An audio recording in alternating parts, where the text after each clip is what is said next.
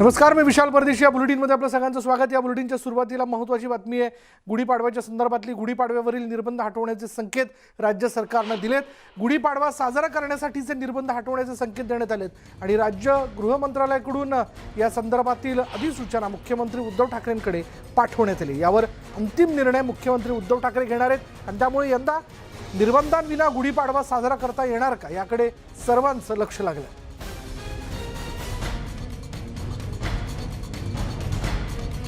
त्यामुळे मराठी नववर्षाचं स्वागत करण्याच्या दृष्टिकोनातून विविध ठिकाणी गुढीपाडवाचा उत्सव जो आहे मुंबईत तो मोठ्या प्रमाणात साजरा केला जातो. बाईक रॅलीज निघतात, त्याचबरोबर शोभायात्रा देखील काढल्या जातात. अशावेळी त्याला परवानगी अजूनही मिळालेली नाही, पण ती परवानगी देण्याच्या संदर्भातली एक अधिसूचना जी म्हणजेच निर्बंध हटवण्याच्या संदर्भातली अधिसूचना जी ती काढण्यात आली आणि ती मुख्यमंत्र्यांकडे पाठवण्यात आली आहे. याबद्दल बोलूयात. आमचे मुंबईचे प्रतिनिधी विनोद राठोड आपल्याबरोबर आहेत. विनोद, मराठी नववर्षाचं यंदा तरी दणक्यात स्वागत करावं अशी प्रत्येकाची इच्छा आहे. त्यामुळे उत्साहाची गुढी उभारण्याच्या दृष्टिकोनातनं निर्बंध हटवण्याबद्दल मुख्यमंत्री सकारात्मक विचार करणार का? नक्की. गेल्या 2 वर्षापासून कोरोनाचं संकट आपल्या महाराष्ट्रासहित संपूर्ण देशावर आहे आणि त्या कोरोनाच्या संकटमुळे कोणतेही सण साजरे केले जात होते, परंतु गुढीपाडवा हा सण योग्यरित्या साजरा करावा आणि नवीन वर्षाचं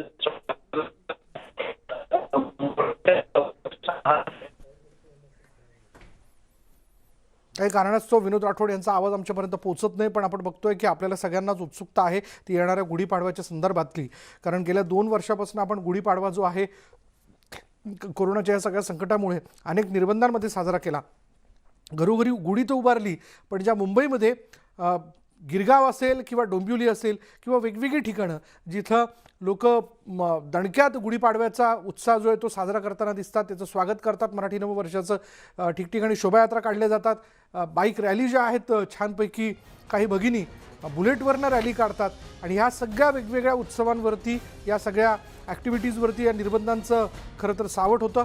हे निर्बंध पाळणं देखील आवश्यक होतं, पण हे निर्बंध हटवण्याच्या संदर्भात एक अधिसूचना जी ती काढण्यात आलेली ती मुख्यमंत्र्यांकडे पाठवण्यात आली आहे आणि मुख्यमंत्री त्यावरती का योग्य तो निर्णय घेतील अशी अपेक्षा जी आहे ती व्यक्त केली जाते. कारण गेल्या 2 दिवसापासून गुढीपाडव्याच्या उत्सवाच्या संदर्भात जे निर्बंध हटवायला हवेत ते न हटवल्यामुळं वारंवार विरोधी पक्षाकडनं टीका केली जाते आणि अशावेळी गृह मंत्रालयाने याविषयी निर्णय घेणं फार आवश्यक होतं. पुन्हा एकदा आपण जाऊयात आमचे प्रतिनिधी विनोद राठोड यांच्याकडे. विनोद, तू सांगत होतास की ही अधिसूचना जी आहे ती मुख्यमंत्र्यांकडे पाठवण्यात आली.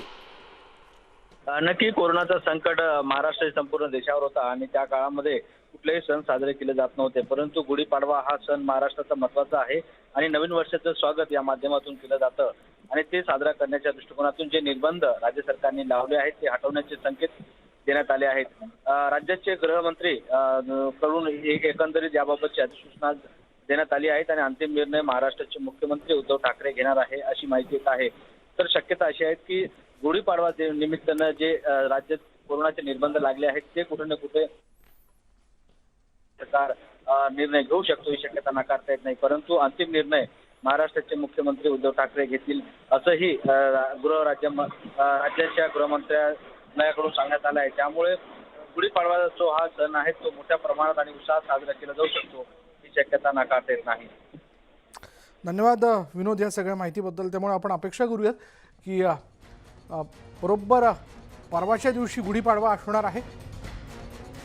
आज 30 तारीख, उद्या 2 तारखेला गुढीपाडवा असणार आहे आणि त्यामुळे 2 दिवसांनी हा उत्सव जो आहे तो या मराठी नववर्षाचं स्वागत करण्याच्या दृष्टिकोनातनं जे काही वेगवेगळे उपक्रम केले जातात, ज्या प्रकारे उत्साह मुंबईमध्ये साजरा केला जातो त्याच्यावरचे निर्बंध हटवण्यात येतील आणि मग त्यामध्ये ढोल ताशांचं पथक असेल किंवा मग शोभायात्रा काढण्याबद्दलची परंपरा असेल ते सगळं पार पडण्याच्या दृष्टिकोनातनं मार्ग सुकर होईल अशी अपेक्षा व्यक्त केली जाते. पुढे पाहूयात. परभणीमध्ये वाळू माफियांची दहशत जी ती निर्माण झाली आहे. अवैध वाळू उपशाला विरोध करणाऱ्या तरुणाची वाळू माफियांनी हत्या केली. पालम तालुक्यातील रावराजूर इथे ही घटना घडली आहे. माधव शिंदे असं या तरुणाचं नाव आहे. रावराजूर परिसरात रात्रीच्या वेळी वाळू उपसा होतो आणि याला माधव यानं दिवसेंदिवस विरोध केला होता. मोहनला या ठिकाणी त्याला लोखंडी रॉड, काठ्या आणि दगडांनी मारहाण करण्यात आली, पण त्याचा उपचारादरम्यान मृत्यू झाला आणि ह्या घटनेनंतर हे प्रकरण दाबण्याचा प्रयत्न करण्यात आला. मात्र अखेर 8 जणांविरोधात गुन्हा दाखल करण्यात आला.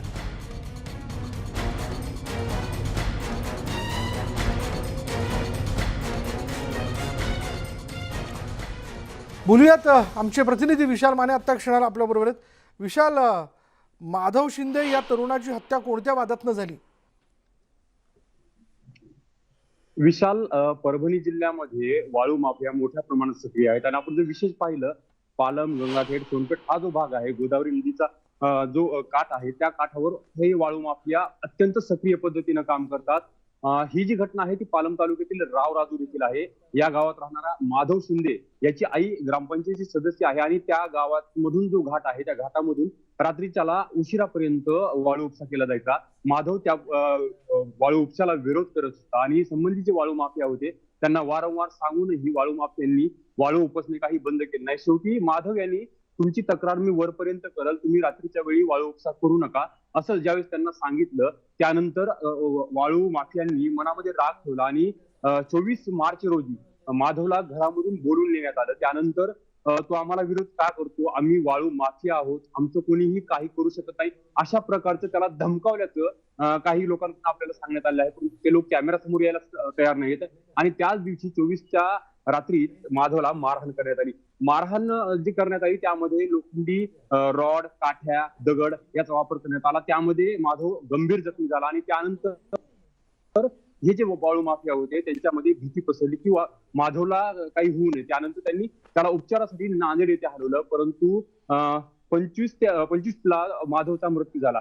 माधवचा मृत्यू झाल्यानंतर देखील या वाळू माफियांना कुठेही थोडीशी अशी कीव आली नाही किंवा हे प्रकरण आपल्याकडून चुकीनं झालंय असं वाटलं नाही. त्यांनी हे प्रकरण पैशाच्या जोरावर आणि आपल्या दहशतीच्या जोरावर दाबायचा प्रयत्न केला. परंतु शेवटी काल ज्यावेळेस पोलिसांना काही खबरा मिळाल्या, पोलीस अधीक्षकांनी या प्रकरणामध्ये स्वतः इनिशिएटिव्ह घेतला आणि त्यानंतर या प्रकरणामध्ये काल गंगाखेड पोलीस ठाण्यामध्ये गुन्हा दाखल करण्यात आलेला आहे. 302 कलम अंतर्गत हा गुन्हा दाखल करण्यात आला असून एकूण 8 आरोपींच्या विरोधामध्ये हे प्रकरण गंगाखेड पोलिसांमध्ये दाखल करण्यात आलं आहे. या प्रकरणामध्ये आता पोलीस तपास सुरू केला आहे, परंतु अद्यापही एकही आरोपी पोलिसांच्या ताब्यात नसल्याची माहिती देण्यात आलेली आहे. विशाल, धन्यवाद विशाल या सगळ्या माहितीबद्दल. दुर्दैवी प्रकार म्हणता येईल हा. नाहक या सगळ्या याच्यामध्ये केवळ तो विरोध करतोय माधव शिंदे या सगळ्या वाळू उपशाला, अनधिकृत वाळू उपशाला, म्हणून त्याची हत्या करण्यात आली आणि आता पोलीस याबद्दल पोलिसांनी गुन्हा दाखल केलेला आहे. या सगळ्या घटनेवरती माधव शिंदेच्या नातेवाईकांनी काय प्रतिक्रिया देऊ केली पाहूया. वाळू माफियानं आणि गावातल्या त्याच्या साथीदारानं वाळूमध्ये जे सहभागी असलेल्या लोकांना त्याला मारण्याचा कट रचला होता अगोदरच आणि त्या कटामध्ये गावातून सुरेश उत्तमराव शिंदे आणि ओंकार ज्ञानोबा शिंदे या दोघांना घरून बोलून घेऊन गेले आणि त्याला ड्रिंक हे पाजवली आणि इथं घेऊन आले. इथं सळ्या रॉड ह्यांनी मारहाण केली आणि त्याला मग दवाखान्यात घेऊन गेले. ह्याची आम्हाला काहीच कल्पना नव्हती त्यावेळेस आणि नंतर मग आम्हाला सकाळी फोन आले, आम्हाला कळालं की असं दवाखान्यात नेले म्हणून. यानंतर पाहूयात बातमी आहे तुम्हाला आम्हाला काय म्हणूयात आरोग्याविषयी माहिती देणारी, कारण काळजी घेणं फार आवश्यक आहे. आजपासून पुढील 4 दिवस विदर्भात उष्णतेची लाट असणार आहे. हवामान विभागानं या संदर्भातील अलर्ट जारी केला आणि या 4 दिवसात विदर्भातील तापमान 42 अंशांच्या वर राहणार आहे. राजस्थानकडून येणारे उष्ण वारे थेट विदर्भापर्यंत येऊ लागल्यानं विदर्भात उष्णतेचं प्रमाण वाढत आहे.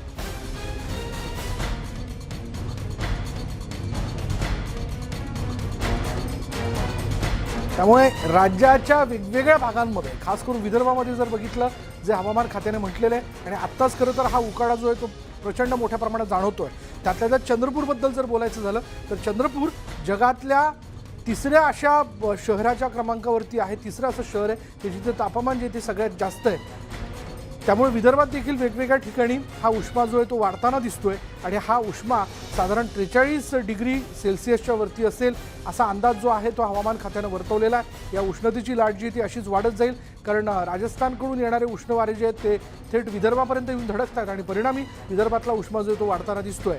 अर्थात याचे परिणाम जे आहेत ते उत्तर महाराष्ट्रात देखील काही भागांमध्ये जाणवणार असल्याचं काल देखील हवामान विभागानं म्हटलं होतं. अहमदनगरमध्ये देखील उष्मा जो आहे तो वाढताना दिसतोय.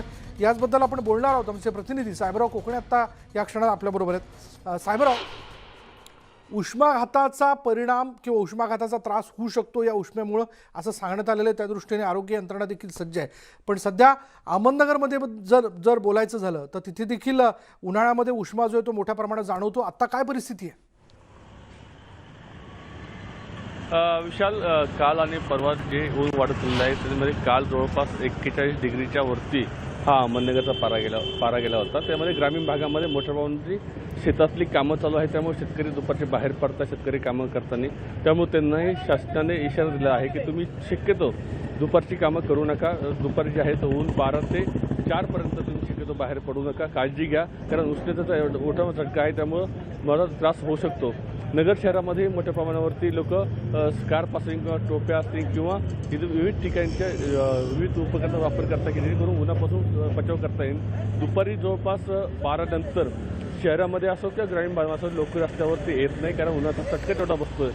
ज्या ठिकाणी आपण पाहू शकतो की अशा प्रकारच्या त्या गाड्या आहेत, ज्यूस सेंटर आहेत किंवा ताक सेंटर आहेत किंवा त्या ठिकाणी थंड पेयच्या वस्तू ज्या आहेत त्यांच्या मोठी गर्दी होताना दिसते. एकंदरीत जिल्ह्यामध्ये आजचं जरी पाहायला गेलं तर मोठ्या प्रमाणावरती शेतकऱ्यांचा मोठा प्रश्न आहे की मधल्या काळामध्ये विजेचा प्रश्न होता. त्यामुळे शेतातली कामं पेंडिंग आहेत. त्यामुळं खुरपणी असो किंवा इतर जे कामं करायची आहेत ते दुपारीच करावं लागतं, कारण जनरली सकाळी आणि संध्याकाळी कामं असतात. त्यामुळे शेतातली कामं हे दुपारी करतात. त्यामुळे शासनाने त्यांना इशारा दिला आहे की तुम्ही दुपारची कामं करू नका. त्यामुळे येणाऱ्या काळामध्ये 2 ते 3 दिवस आहे. त्यामुळे आज जरी आता 10 वाजले असले तरी मोठ्या प्रमाणात उन्हाने चटकेच बाहेर बसत आहे. तर या सगळ्या प्रकारे दुपारी नक्कीच आज जवळपास 41च्या आसपास हा पारा त्यावरती जाईल अशी शक्यता आहे. त्यामुळे नागरिकांनी याच्यामध्ये काळजी घेण्याचं आव्हान प्रशासनाने केलं असलं ते नागरिकांना कसं. साहेबराव, मी जरा तुला थांबवतोय. थेट जाऊयात आपण आदित्य ठाकरे यांच्या पत्रकार परिषदेत.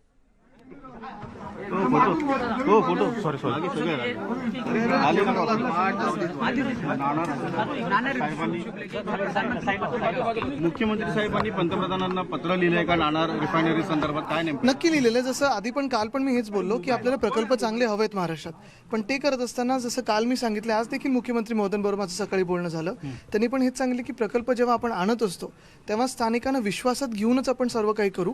कुठेही काही त्यांना वाटलं की इकडे नको तिकडे, आपण जसं नाणारमधून बाहेर केलं, नाणारमध्ये तर होणार नाहीये, दुसरीकडे आपण लोकेशन मागितलेलं आहे, पण ते लोकेशन आणत असताना स्थानिक भूमिपुत्रांना न्याय हक्क त्यांचे अबाधित कसे राहतील, त्यांना विश्वासात कसं घेऊ, हेच करून आपण पुढे नेणार आहे. जागेच्या संदर्भात थेट उल्लेख केलेला आहे पत्रामध्ये. 1-2 अजून जागा देखील आहेत. एक जागा आपण बघितलेली आहे, अजून 1-2 जागा आहेत. पण हे सगळं होत असताना जसं मी सांगितलं की 2-3 गरजा असतात. एक तिकडचे ज्या प्रोजेक्टसाठी ज्या गरजा असतात, म्हणजे पाण्याची एक थोडी गरज असते किंवा इतर काही गरजेचं असतात ते आहे, आणि दुसरं म्हणजे स्थानिक भूमिपुत्रांचा न्याय हक्क. हे दोन्ही आपण सांभाळून त्यांना सगळ्यांना विश्वासात घेऊनच पुढे कसं जायचं ह्याच्यावर आपण करणार आहे. 13,000 एकर जागा उपलब्ध करून देण्याचं काम हे राज्य सरकारचं असतं, ते आपण उपलब्ध करून देऊ. पण हे करत असताना देखील तिकडे त्या स्थानिक भूमिपुत्रांची डायलॉग देखील साधणं हा पण आमचा महत्त्वाचा एक कर्तव्याचा भाग आहे, आणि तो देखील आम्ही करू. पंतप्रधानांना पत्र लिहून जवळपास जानेवारी महिन्यात 2-3 महिने होत आलेले आहे, परंतु पत्राचं उत्तर मात्र अद्याप आलेलं नाही. कुठेतरी उशीर होतोय हे तुम्ही त्यांना विचारलं पाहिजे केंद्र सरकारला. नाना प्रोजेक्ट लेके प्रधानमंत्री को मुख्यमंत्री जी ने पत्र लिखा है. पत्र में क्या कहीं और जिक्र उसमें रिफाइनरी का जो प्रोजेक्ट है नानार से तो अभी हमने हिलाया है, जैसे हमने वचन दिया था वो पूरा किया. लेकिन अगर कहीं रिफाइनरी इस कोस्ट लाइन पे आना हो तो हम महाराष्ट्र में उसको लाना चाहते हैं. उसी को देखते हुए उसमें काफ़ी एक अहम चीज़ है कि जो स्थानिक वहाँ के लोग हैं उनको विश्वास में लिया जाए, उनका दिल जीता जाए. तो उसी को लेके हम साथ में आगे लेके चलेंगे. ऐसे कहीं भी नहीं होगा कि उनके खिलाफ, मन के खिलाफ कुछ बात होगी. जो उनके मन में हो, दिल में हो, जो स्थानिक वहाँ के भूमिपुत्र हैं उन्हीं को लेके आगे जाएंगे. आदित्य जी, क्या बरसों कोई जगह को लेके भी नाम जिक्र में किया? 1-2 जगह के जिक्र हुआ है, लेकिन और भी जगह हम देख रहे हैं. जैसे ही अच्छी जगह मिलेगी उस पर अमल होगा. नाणारमधल्या स्थानिक ग्रामस्थांमध्ये थोडा संभ्रम आहे. रिफायनरीसाठी राज्य सरकार सकारात्मक झालंय, पण नाणारमध्ये होणार का अन्य कुठे होणार? नाणारच्या स्थानिक तिकडच्या लोकांचा विरोध होता. जिथे जिथे लोकांचा विरोध असेल, मला वाटतं त्यांना विश्वासात घेऊन कामं होणं गरजेचं आहे. नाणारमध्ये तो जो काही विरोध होता, काल देखील मी तिकडची जागा बघितली, तो बरोबर विरोध होता, कारण तिथे झाडं खूप कापली जात होती, जागा खूप तिकडची घेण्यात आलेली. तिकडच्या जागा देखील काही काही बाहेरच्या लोकांनी घेतलेल्या आहेत, स्थानिक लोकांच्या पण नव्हत्या त्या. तर ते सगळं आपण आता बाजूला ठेवलेलं. नाणारमध्ये तर होणार नाही. दुसरे 1-2 जागा ज्या आपण सुचवलेल्या आहेत तिथे कमीत कमी घरं असतील, झाडं कदाचित नाहीच आहेत, असं ती जागा आपल्याला मिळालेली आहे. तरी देखील आपण तिकडचे स्थानिक जे लोक आहेत ज्यांच्या ह्याला सपोर्ट देखील असेल आणि विरोध देखील असेल, सगळ्यांना विश्वासात घेऊनच आपण काम करतो.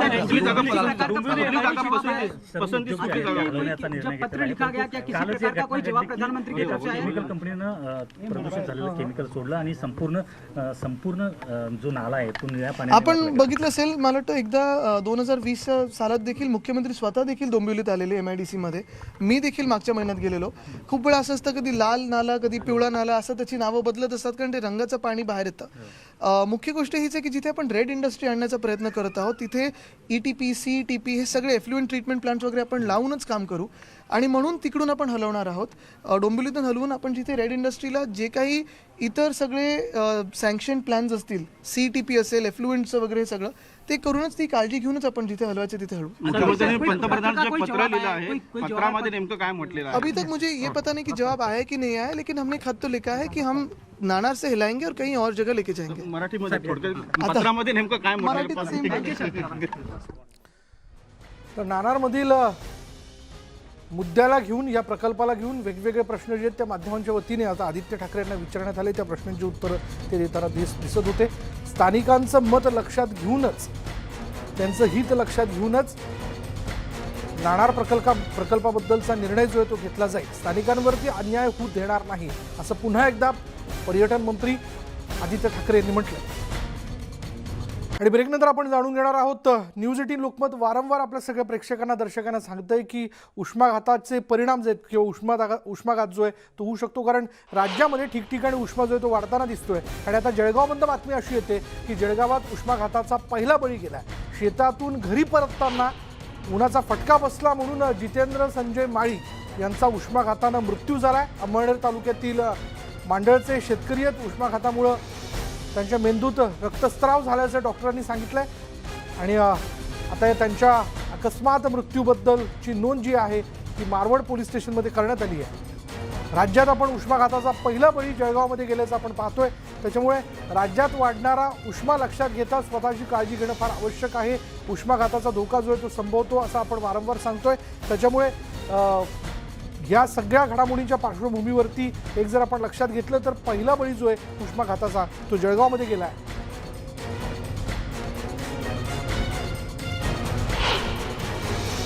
सदर व्यक्ती सोमवारी दिवसभर उन्हात शेतात काम करत होता व तसेच सोमवारी उपवास असल्यामुळे त्याने काही खाल्लेलेही नव्हते. त्याला संध्याकाळी अचानक शेतात काम करत असताना चक्कर आली.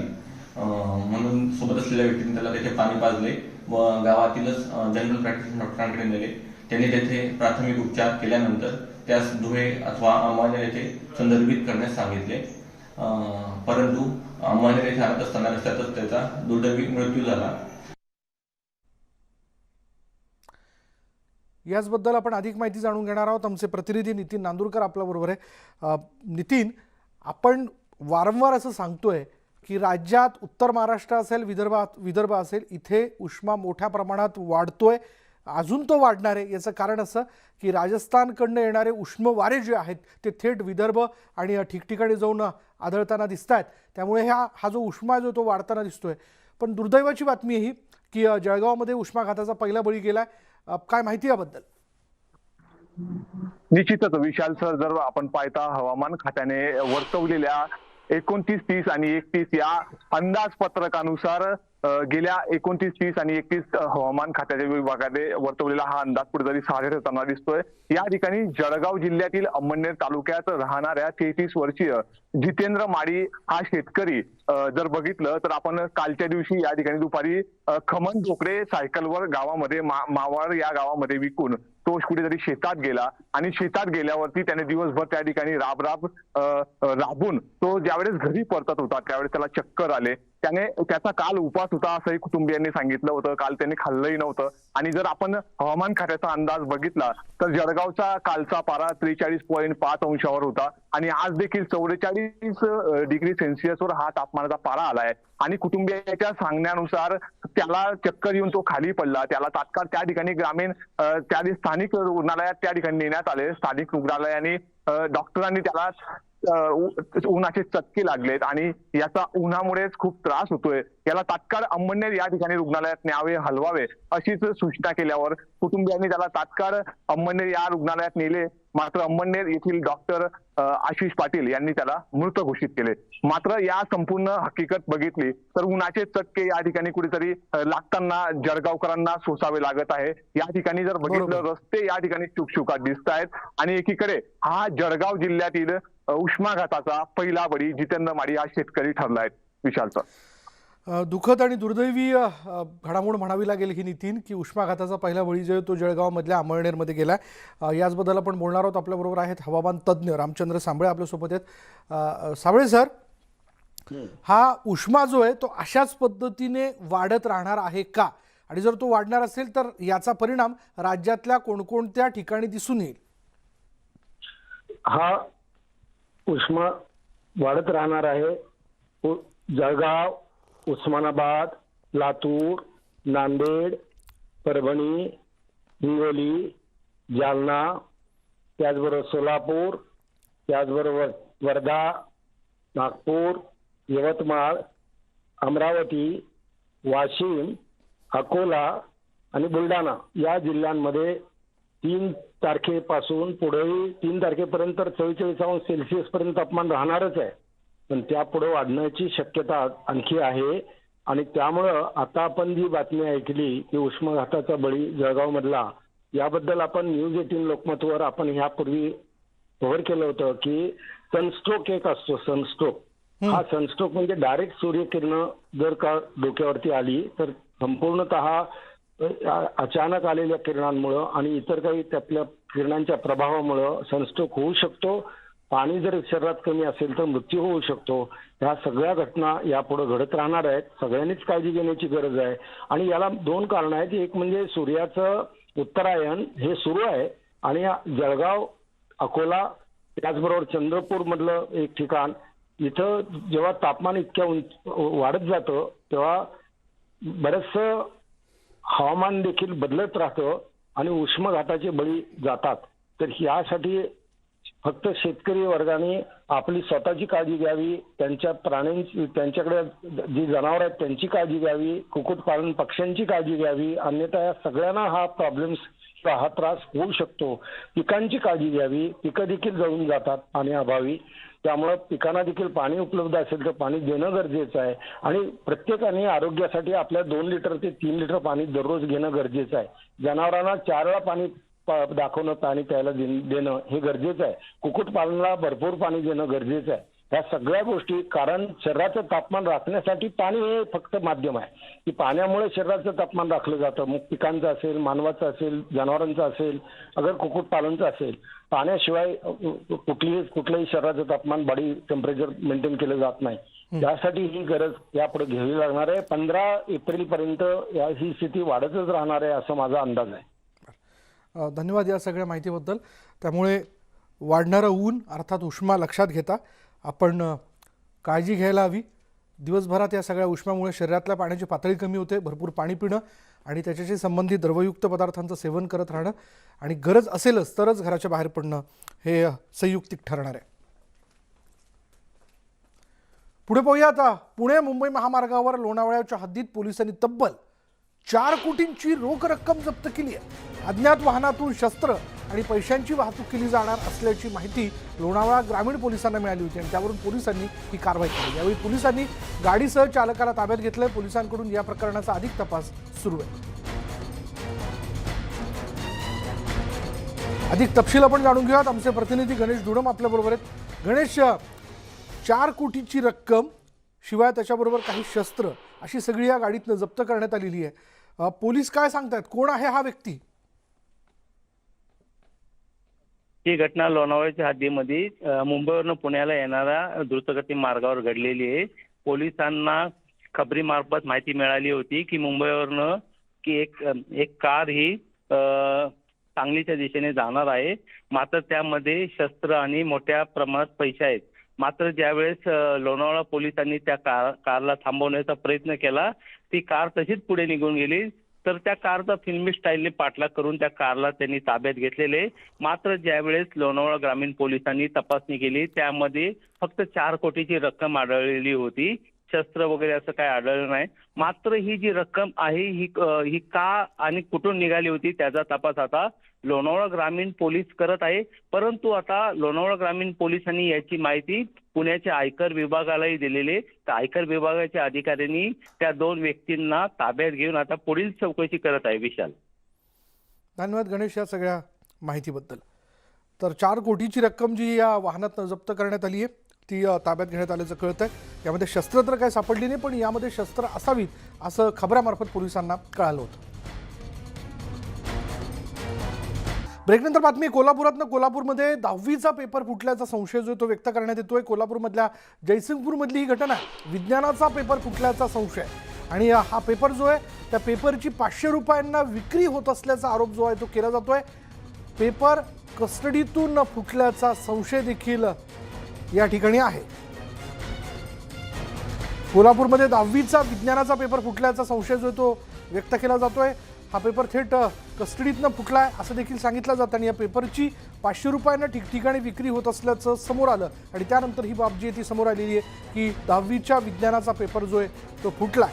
त्याबद्दलचा संशय निश्चित असं कळू शकलेलं नाही आहे, पण हा या फुटल्यासंदर्भात हा पेपर फुटल्यासंदर्भातली चौकशी जी आता निश्चितपणे केल्या जाऊ शकते. आमचे प्रतिनिधी ज्ञानेश्वर साळुखे आपल्याबरोबर आहेत. ज्ञानेश्वर, 10वीचा हा विज्ञानाचा पेपर खरंच फुटलाय का?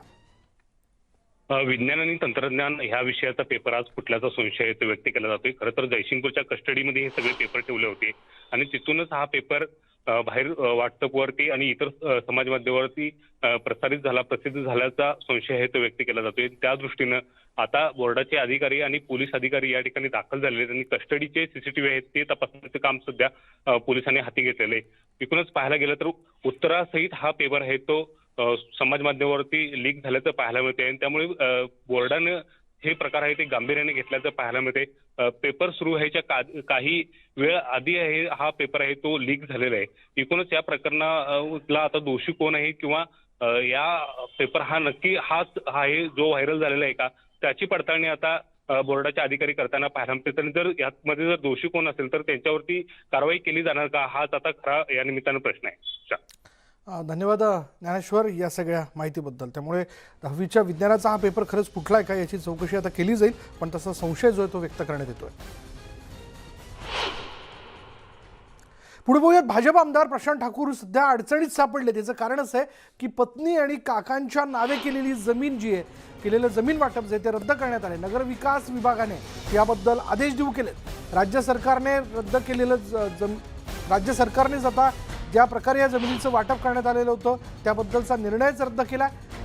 नगर विकास विभागाने याबद्दलचे आदेश काढलेत. प्रशांत ठाकूर यांनी पत्नी आणि काकांच्या नावे या जमिनीचं वाटप केलं होतं आणि आंतरराष्ट्रीय विमानतळाजवळ ही जमीन होती ज्याचं वाटप त्यांनी केलं होतं. त्या जमिनीतला काही भाग पत्नीच्या नावे काही काकांच्या नावे असा करण्यात आलेला होता आणि हा निर्णयच आता नगर विकास विभागाने रद्दबातल ठरवला आहे. प्रशांत ठाकूर सिडकोचे अध्यक्ष होते त्यावेळी त्यांनी पत्नी आणि काकांच्या नावे या जमिनीचं वाटप केलं होतं. नवी मुंबईत विमानतळाचं काम जे आहे कामकाज ते जोरदार सुरू आहे आणि त्याच्या जवळपास असणारी ही जमीन होती.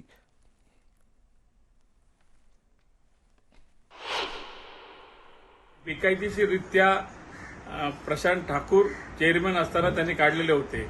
ज्या भूखंडावर जागा दिली ती जागा आजही कोर्टामध्ये तो दावा प्रलंबित आहे आणि ती एका शेतकरी प्रकल्पस्थ असणाऱ्याची जागा आहे. त्याच्यानंतर ही जी संपूर्ण जागा भूसंपन्न अधिकाऱ्याने ॲक्वायर करून दिली ती जागा फॉरेस्टची आहे का कुठली आहे याची सुद्धा साधी चौकशी व्यवस्थितपणे करता आली नाही. आणि जो भूखंडाचा ड्रॉ या ठिकाणी सेक्टर 29ला झाला होता नंतर लगेच तो ड्रॉ बदलून त्या ठिकाणी सेक्टर 26A ला करण्यात आला. ज्या प्रक्रियेप्रमाणे अन्य सर्व 22.5% भूखंडाचं वाटप करण्यात आले त्याच पद्धतीनं मलाही वाटप करण्यात आलेलं आहे. ही मिळालेला मोबदला बदलून द्यावा यासाठी मी कुठला अर्ज केलेला नाही आणि त्यामुळे या दृष्टिकोनातून माझ्याकडून मी सिडकोच्या कुठल्याही अधिकाऱ्यावरती याच्यासाठी दबाव आणलेला नाही. पण यामध्ये कुठल्याही पद्धतीनं मी त्याचा अनड्यू ॲडव्हान्टेज उचललेला नाही. ब्रेकनंतर बघूया ज्या प्रकारे प्रत्येक महान अभियान कधीतरी पूर्णत्वास येतं त्या पद्धतीनेच आमच्या बायजूस यंग जिनियर्स सीझन 2 सुद्धा पूर्णत्वास आलेला आहे आणि या संपूर्ण मोहिमेच्या काळात आपण अनेक अद्भुत मुलांना भेटलो. यावेळी त्यांच्या अविश्वसनीय अशा कौशल्याने सर्वच जण चकित झाले होते. पाहुयात याच बायजूस यंग जीनियस सीझन 2च्या काही आठवणी. समुंदर में से मोती निकालने के लिए बहुत गहराई तक जाना पड़ता है. हमें भी इन जीनियसेस को ढूंढने के लिए भारत भ्रमण करना पड़ा. 26 राज्यों, 72 शहरों और 2500 स्कूल्स में से हमने कई जीनियसेस को चुना. कुछ प्राचीन कलाओं में माहिर हैं, तो कुछ आधुनिक तकनीक के एक्सपर्ट हैं. कुछ खेल जगत, कुछ एकेडमिक्स, तो कुछ बिजनेस की दुनिया में अपने झंडे गाड़ रहे हैं. लेकिन उन जीनियसेस में से सिर्फ 22 को चुनने का काम किया हमारी जूरी ने. और जूरी बनना भी आसान नहीं था भाई. जीनियसेस को परखने के लिए भी तो जीनियस ही चाहिए. इसलिए अपने अपने क्षेत्र में सफलता के सर्वोच्च शिखर हासिल कर चुकी हस्तियां बनी हमारी jury. Being part of this young genius, you just realize how enlightened you can get by looking at these young children from various fields. Some of them, they are transforming, humanity. Just meeting them, it's so inspiring to see that our children of our country are making this country proud. I think sky is the limit. और ये programme यही बताता है कि आपको जितने भी challenges हो वो कुछ नहीं मायने रखता है. आपके लिए बहुत सारा कुछ पॉसिबल है. And I am sure such programmes will inspire many kids. इन बच्चों से मिलके मैं इंस्पायर हो गया हूँ, मैं प्रेरित हो गया हूँ. बड़ा अच्छा काम नेटवर्क 18 कर रही है और मैं उनका अभिनंदन करता हूँ.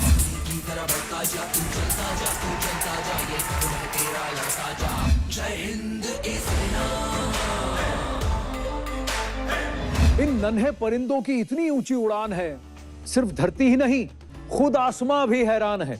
जूरी का सिलेक्शन बिल्कुल सही था.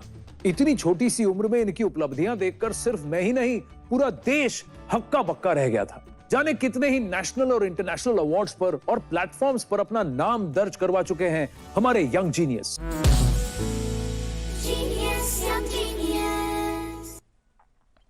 आणि यानंतर एक नजर टाकूया देशातील प्रमुख शहरांमधल्या आजच्या तापमानावर.